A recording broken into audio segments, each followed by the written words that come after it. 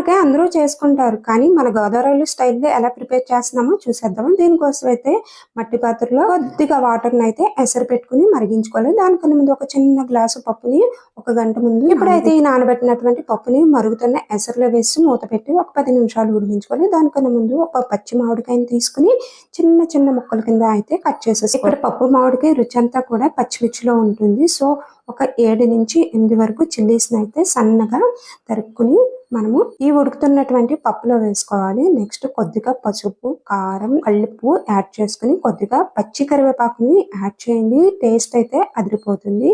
ఒక 10 మినిట్స్కి అయితే ఈ ముక్కలు అనేవి ఉడికిపోతున్నాయి. ఇప్పుడు దీనికోసం అయితే పోపు ప్రిపేర్ చేసుకోవాలి. దానికన్నా దగ్గర గుమ్మడియాలు ఉన్నాయి. సో వీటిని అయితే ఫ్రై చేసుకున్నాను. ఫ్రై చేసుకున్న తర్వాత ఇదే ఆయిల్లో మనం పోపు వేసుకుంటే ఆల్రెడీ మనము వడియాలు వేయించాం కదా, ఆ ఫ్లేవర్ అనేది దిగుతుంది. దీంట్లో పోపులోకి వచ్చేసి వెల్లుల్లి, ఆవాలు, జీలకర్ర, ఎండుమిర్చి అండ్ కరివేపాకు వేసి బాగా వేయించుకున్న తర్వాత పప్పులో వేసేసి మూత పెడితే ఆ స్మెల్ అంతా కూడా పప్పుకి పట్టేస్తుంది. ఓకేనండి, ఈ విధంగా చేసినటువంటి పప్పు మామిడికాయలు కొత్త ఆవకాయైనా సరే నెయ్యి వేసుకుని తింటే అదిరిపోతుంది. మరి మీరు ఏ రీతిలో పప్పు మామిడికాయ ప్రిపేర్ చేస్తున్నారో నాకు కామెంట్ సెక్షన్లో కామెంట్ చేయండి. దానికన్నా ముందు వీడియోని అయితే లైక్ చేయండి, షేర్ చేయండి, ఛానల్ని అయితే సబ్స్క్రైబ్ చేసేయండి.